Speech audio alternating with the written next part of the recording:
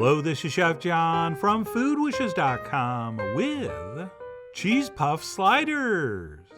That's right, I'm going to show you how to make some incredible French-style cheese puffs, which we will then use to make some of the most delicious, most interesting, fun-sized cheeseburgers you've ever had. And to get started, before we slider, we have to cheese puff.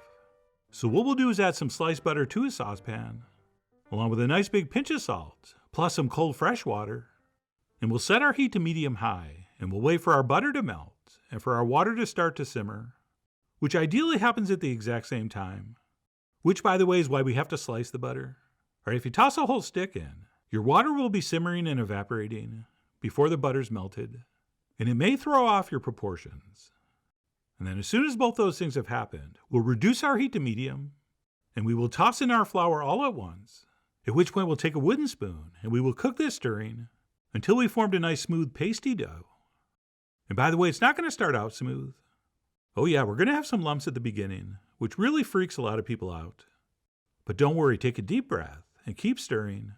And within a minute or two, your mixture should look like this. And you will notice a film forming on the bottom of the pan.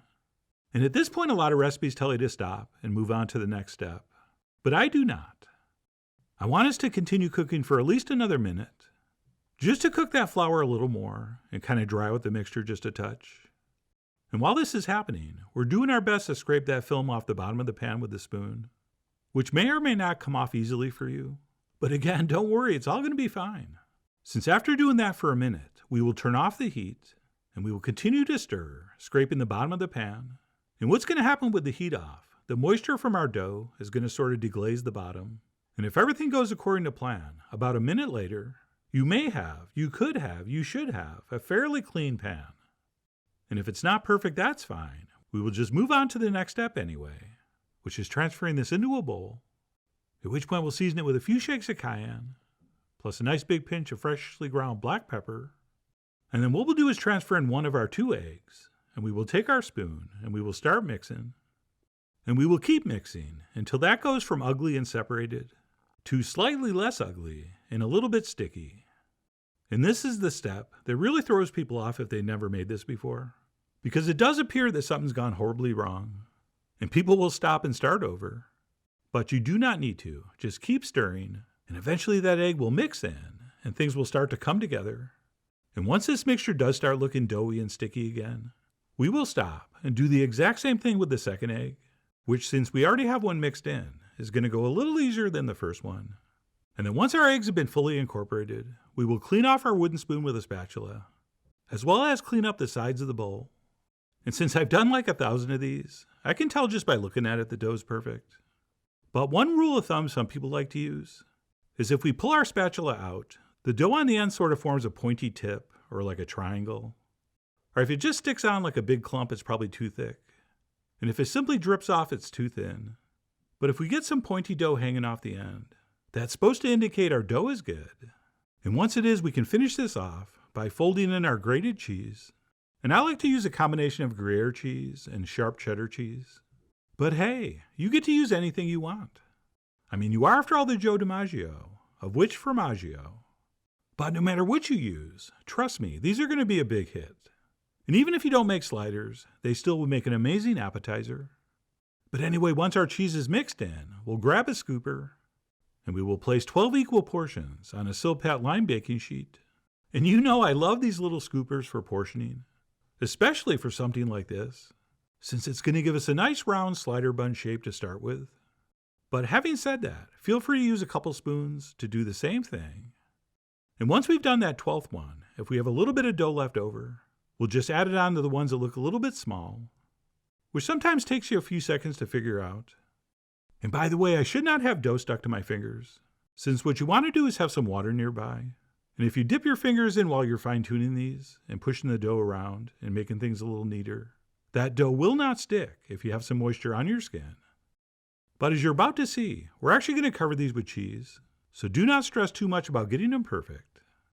And then speaking of cheese, what I like to do, if you have it, is grab a ring cutter that's just a little larger than our dough, and I like to place that over before we top that with a nice rounded tablespoon of grated cheese, which does a great job of concentrating it on top. so that we're not spending too much time picking it off the pan and placing it on shred by shred. But in any event, once those are topped, and we've pushed any rogue shreds of cheese up against the base of the dough, what we'll do is transfer this into the center of a 450-degree oven.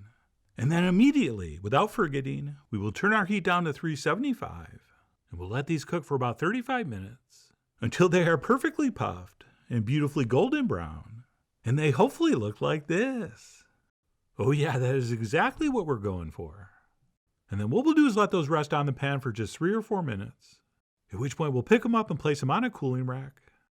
And as you can see, the bottom should be beautifully browned as well. And we also have a nice crispy cheese skirt around the base, which is going to add some textural excitement to your slider. Unless you snap it off and eat it while these are cooling, like I usually do. And in real life, just let all these cool before you start making sliders.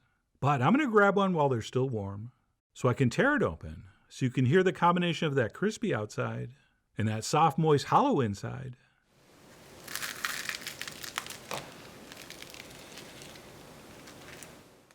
And not to brag, but that was pretty much a perfect cheese puff, or as my French friends would call it, a gougère. And if you did want to serve these as is, and you want a real gougère, you're going to want to add some freshly picked thyme leaves to the dough, since along with the cheese, the thyme and the pepper are the classic flavorings. But anyway, that was amazing, and it was hard to let the rest cool without eating them, but I did. And while those are cooling, we can move on to pan fry our beef, which I'm going to do over medium-high heat. And by the way, when we cook burgers, especially ones this small, once you place them in, do not try to move them until you have a nice crust formed. But I've always been terrible at following my own advice, so I couldn't resist pushing that one over a little bit, since it was bugging me it was so close to the edge.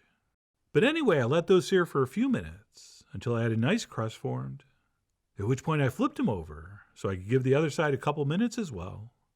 And yes, in case you're wondering, I absolutely season these on both sides with salt and pepper. Okay, it's shocking how many people do not season the meat when they make a burger at home, and then they complain it's not as good as the ones you get out. Well, that's why. I mean, come on, season your meat. And of course, with patties this small, it's going to be tough to catch it at a perfect medium rare. So let's not try. And basically, as soon as those spring back to the touch, and we can see that beef juice starting to leak out the top and sides, we are done.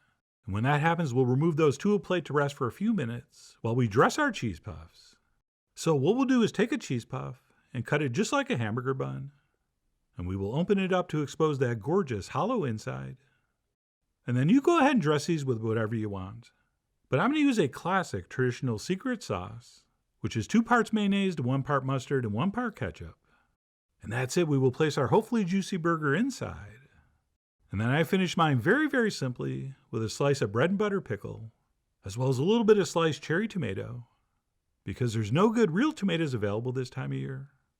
And then I closed that up and went in for the official bite, which really was absolutely incredible. All right, even though we didn't put any cheese on the meat, our puff is very cheesy, so it kind of works together the same way, except I think in probably a more delicious and interesting way.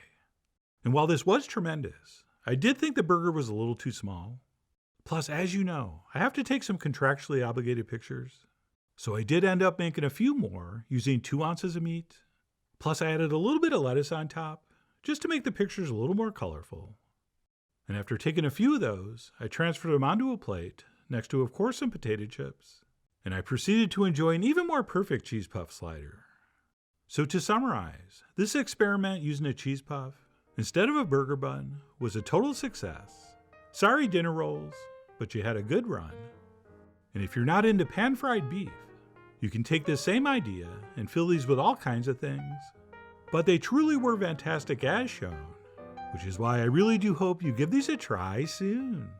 So please follow the links below for the ingredient amounts, a printable written recipe, and much more info as usual. And as always, enjoy.